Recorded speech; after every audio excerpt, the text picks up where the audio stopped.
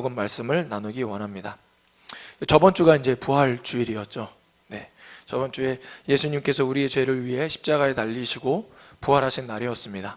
그렇다면 예수님께서 부활하시고 나서 그 제자들에게 또 예수님은 어떠한 일이 있었을까 하는 궁금증 가운데 여러분들과 부활 그 후에라는 제목으로 여러분들과 말씀을 나누기 원합니다.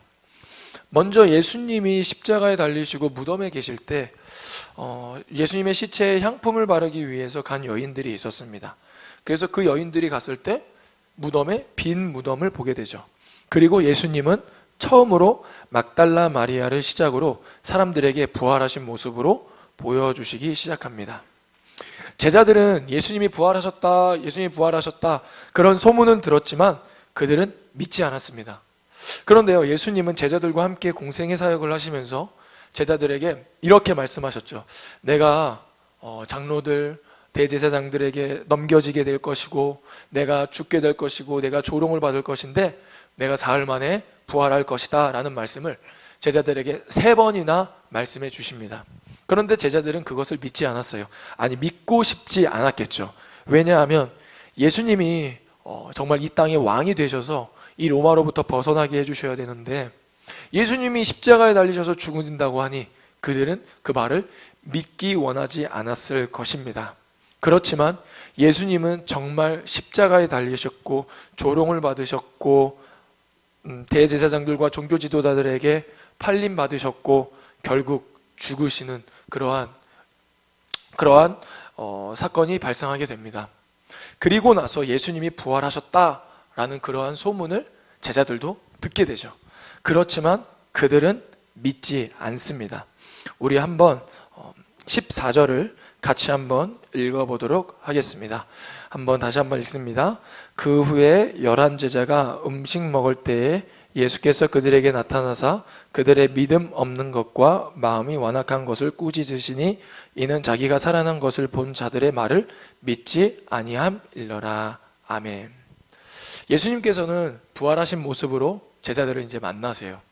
제자들을 만났을 때 제자들은 예수님의 부활을 믿지 않고 있었습니다.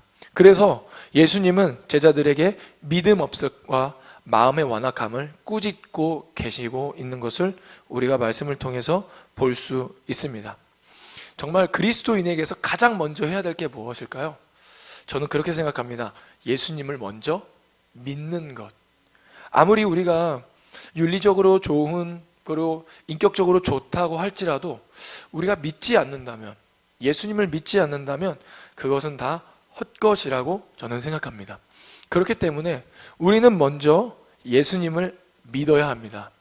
그리고 제자들이 예수님을 만났을 때, 부활하신 예수님을 만났을 때도 예수님께서 가장 먼저 하신 것이 무엇이냐면 제자들에게 믿음 없는 것을 꾸짖으시고 왜 믿지 않느냐라고 하시면서 자기가 살아난 것을 직접 제자들에게 보여주시는 것을 볼 수 있습니다. 그러므로 우리의 삶에도 무엇이든지 간에 주님을 믿는 믿음으로 시작해야 하는 것을 우리가 알 수 있습니다. 우리 마음 안에 믿음이 있어야 되고 예수님을 향한 믿음이 있어야 되고 우리 안에 예수님으로 가득 채워야 한다라는 것입니다. 그렇다면 맨 처음에는 예수님이 믿으라고 말씀하신 후에는 제자들에게 어떻게 말씀하셨는지 우리 한번 15절 다시 한번 읽어보도록 하겠습니다. 15절 시작. 또 이르시되 너희는 온 천하에 다니며 만민에게 복음을 전파하라. 아멘. 믿음을 말씀하시고 예수님께서는 그 다음에 뭐라고 말씀하시냐면 너희는 온 천하에 다니며 온 천하에 다니라고 말씀하고 계십니다.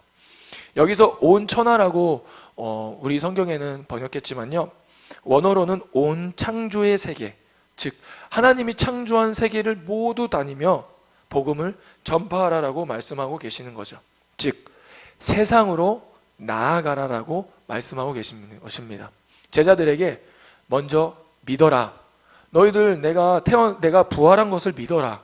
그리고 나를 믿어라 라고 먼저 말씀하시고 두 번째는 세상으로 나아가라고 말씀하고 계십니다. 주님을 처음에 만나고 믿기 시작하면요 굉장히 열정이 넘칩니다. 그러다 보니까 어떻게 되냐면 교회 안에서 열심히 봉사합니다. 그리고 헌신하고 교회에서 교회를 열심히 세워가는 모습들이 굉장히 많고 대부분이 그렇습니다. 뭐 믿음 좋다고 한다면 대부분 이제 교회에서 열심히 봉사하고, 그리고 뭐 청년부에서 뭐 회장하고, 뭐 교회에서 뭐 여러 가지 봉사들을 하죠. 물론 저도 그랬고요. 저도 처음에 예수님 만나고 나서 열정이 넘쳐가지고 열심히 교회 생활했던 것 같습니다. 그런데요, 오늘 예수님 뭐라고 말씀하시냐면요, 너희들 온 천하에 다녀라 라고 말씀하고 계십니다. 즉 교회에 있지만 말고 어디로 나가라는 것입니까? 세상에 나아가라고 이야기하는 것이죠.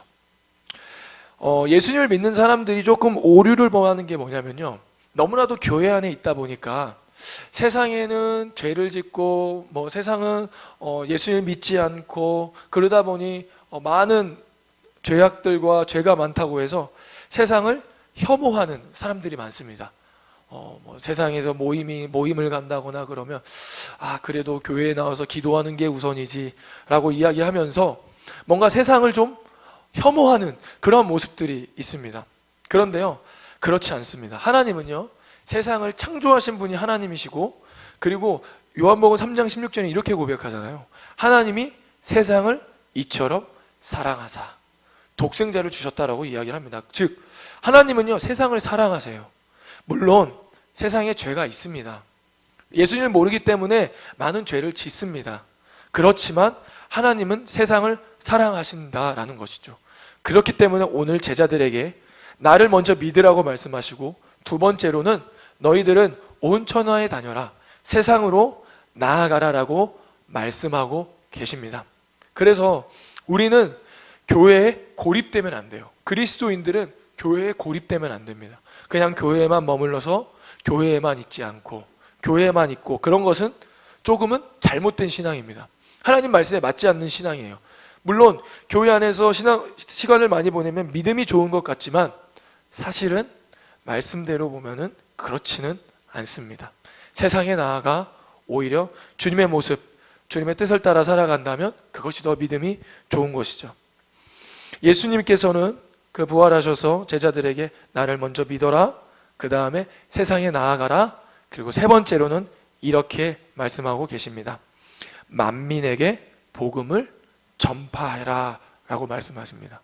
그러니까 먼저 믿고, 부활하신 예수님을 믿고, 그리고 믿은 다음에 세상에 나아가 주님의 복음을 전파하라라는 것이죠.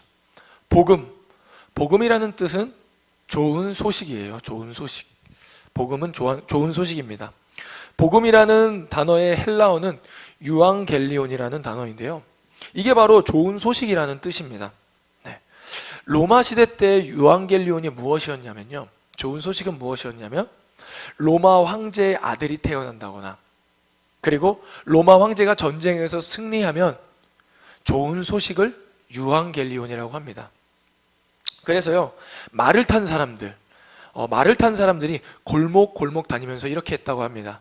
여기 유앙겔리온이 있다, 여기 유앙겔리온이 있다라고 이야기한답니다. 그러면 사람들이 귀담아 듣겠죠. 그러면은 이제 알려주는 거죠. 로마 황제 아들이 태어났다, 아니면 로마 황제께서 전쟁에서 승리했다, 여기 유앙겔리온이 있다, 여기 유앙겔리온이 있다라고 그렇게 소식을 전했다라고 합니다.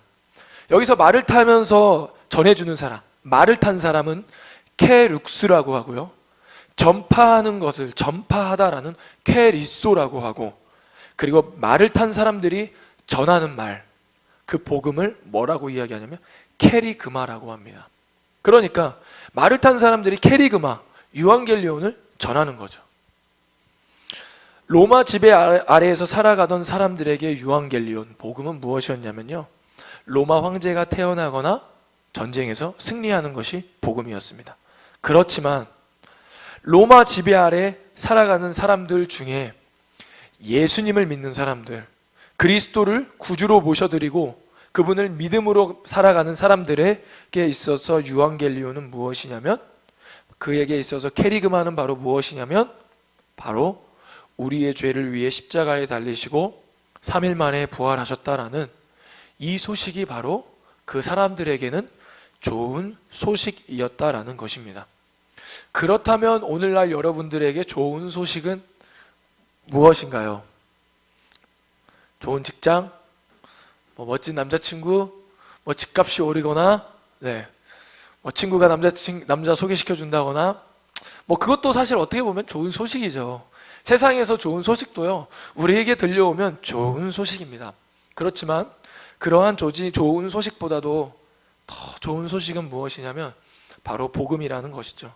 그리고 그 복음이 우리에게 좋은 소식이 되는 사람들을 바로 그리스도인 예수님을 믿는 사람이라고 이야기하고 계십니다. 예수님은 그 복음을 제자들에게 전파하라고 말씀하고 계시는 것입니다. 전파해라. 다른 말로 말하면 스피커가 되라 라고 말씀하시는 거죠. 전하는 방법은 굉장히 다양합니다. 우리가 입으로요, 정말 예수님 믿으세요, 예수님 믿으세요 이렇게 말할 수도 있어요. 직장이나 친구들이랑 이제 같이 카페에서 만난다거나 그럴 때 입으로도 전할 수 있지만 우리의 삶의 태도와 자세로 전하는 것이 제가 볼 땐 더 중요한 것 같습니다. 온 천하에 다니라고 해서 외국에 나가고 선교를 나가라 이런 말이 아니라요, 여러분이 있는 어느 곳에서든지 간에 주님을 믿는 사람의 태도와 자세로 나아가라고 이야기하고 계시는 거죠. 여러분들과 한번 모임을 한번 가졌을 때 이런 일에 대해서 모임을 나눴던 적이 있습니다. 하나님이 원하시는 직장이 무엇일까? 청년들에게 있어서 그게 굉장히 고민이죠. 그리고 그게 또 하나의 기도 제목입니다. 하나님, 주님이 원하시는 주님의 뜻이 있는 저의 직장은 어디입니까? 라고 많은 청년들이 간구한다고 합니다. 그렇지만요, 그때 여러분들과 모임을 나눴을 때 나눴던 내용은 무엇이었냐면, 내가 어디에 직장에 있는 것이, 그것도 물론 중요할 수 있지만 그것보다 더 중요한 것은 여러분들이 있는 곳에서 어떤 자세와 태도로 일하고 있느냐, 그게 더 중요하다라고 나눴던 적이 있습니다. 그렇기 때문에 우리가 어디에 있든 온천에 다니며 복음을 전파하라는 것은 우리가 어디에 있든지 간에 우리의 태도와 자세가 어때야 된다라는 것입니까? 예수님을 믿는 태도와 자세가 돼야 한다라는 것입니다. 하나님은요, 이 말을 어떤 사람은 이렇게 받아들이는 경우가 있어요. 무조건 착해져야 된다. 무조건 져야 한다. 하나님의 말씀대로 예수님의 자녀처럼 예수님 믿는 사람처럼 태도와 자세로 나아가면 무조건 내가 손해봐야 되고, 무조건 내가 착해져야 하고, 무조건 내가 져야 하고, 무조건 섬겨야 한다라고 생각하는 사람들이 있습니다. 그렇지만요, 그렇지 않아요. 왜냐하면요, 하나님은요, 각 사람에게 주신 믿음의 분량이 있습니다. 우리가 어떻게 보면요, 내가 열심을 내서 믿는 것 같지만요, 그렇지 않습니다. 여기 모인 저와 여러분들은요, 다 하나님께서 믿음을 주셨어요. 그리고 또요, 그거에 따른 믿음의 분량이 있습니다. 오히려 내가 믿음의 그 분량을 넘어서서 주님의 뜻대로 살아가려고 할 때, 그리고 그것이 주님의 뜻이라고 생각할 때 오히려 그것이 나에게 짐이 되는 경우가 굉장히 많습니다. 우리 한번 말씀 한 구절을 좀 더 찾아보도록 하겠습니다. 로마서 12장 3절입니다. 로마서 12장 3절 말씀인데요, 한 절밖에 되지 않아서 우리 같이 한번 읽어보도록 하겠습니다. 로마서 12장 3절입니다. 우리 같이 한번 읽습니다. 시작. 내게 주신 은혜로 말미암아 너희 각 사람에게 말하노니 마땅히 생각할 그 이상의 생각을 품지 말고 오직 하나님께서 각 사람에게 나누어 주신 믿음의 분량대로 지혜롭게 생각하라. 아멘. 보니까요, 믿음이 분량이 있대요. 우리가 믿음하면 믿음도 더 나은 믿음, 더 좋은 믿음, 더 큰 믿음을 생각하지 않습니까? 예수님을 믿을 때도. 그렇지만요, 하나님께서는 우리에게 믿음의 분량이 있다고 합니다. 그리고 그 믿음의 분량대로 살아가라라고 말씀하고 계시죠. 그 이상의 생각을 품지 말고. 우리가 어떻게 보면요, 예수님을 믿을 때 어쩌면 예수님을 믿는 게 우리의 삶의 짐이 된 것 같은, 뭔가 내가 사명을 짊어지고 나아가는 것 같은 그러한 경우도 있지만요, 그렇게 생각하는 이유가 무엇이냐면 뭔가 나의 믿음, 나의 믿음의 분량의 이상을 생각하고 그렇게 해야 한다라는 의무에 사로잡혔기 때문에 우리가 그렇습니다. 오늘 하나님은요, 오늘 예수님은, 그리고 로마서를 쓴 사도 바울은 믿음의 분량이 있다고 하고 그 믿음의 분량대로 그 이상의 것을 생각하지 말고 믿는 자녀로서 살아가라라고 이야기하고 있는 것을 볼 수 있습니다. 바라옵기는 여러분들이 하나님께 주신 그 믿음의 분량을 알고 그 믿음의 분량만큼 예수님의 스피커가 되는 삶을 살기 소망합니다. 말씀을 맺겠습니다. 예수님 그 부활하시고 나서 제자들을 만났을 때 제자들에게 이렇게 말씀하시죠. 먼저 믿어라. 내가 사흘 만에 3일 만에 부활했다라는 것을 먼저 믿어라. 그리고 내가 너희를 위해서 십자가에 달리고 너의 죄를 위해 대속물이 되었다라는 것을 믿어라. 첫 번째는 믿어라 라고 말씀하고 계십니다. 두 번째는 온 천하에 다녀라. 여러분들 교회에만 있는 것이 아니라 세상 속에 나아가라는 것이죠. 세상 속에 나아가 하나님이 주신 믿음의 분량만큼 하나님의 자녀로서 태도와 자세로 살아가는 저와 여러분들 되기를 소망합니다. 기도하겠습니다. 하나님 감사합니다. 오늘 말씀처럼 하나님 우리의 삶에 그 이상의 것을 품지 않게 하여 주시옵소서. 가장 먼저는 예수 그리스도를 믿게 하여 주시옵소서. 예수님이 나의 삶의 구주가 되어 주시고 나의 삶의 주인이라는 그러한 고백이 나타날 수 있도록 주님 붙잡아 주시옵소서. 그리고 우리가 교회에서 주님 앞에 은혜 받고 예배함으로 말미암아 세상 속에 나아가 예수님을 전하는 스피커가 되게 하여 주시옵소서. 하나님이 주시는 믿음의 분량만큼 그 믿음의 분량만큼 우리가 있는 곳에서 주님을 예배하고 찬양하고 주님 믿는 자녀로서 태도와 자세로 그 삶의 격식과 규모를 가지고 살아가는 주의 청년들 될 수 있도록 붙잡아 주시옵소서. 감사하며 예수님의 이름으로 기도드립니다.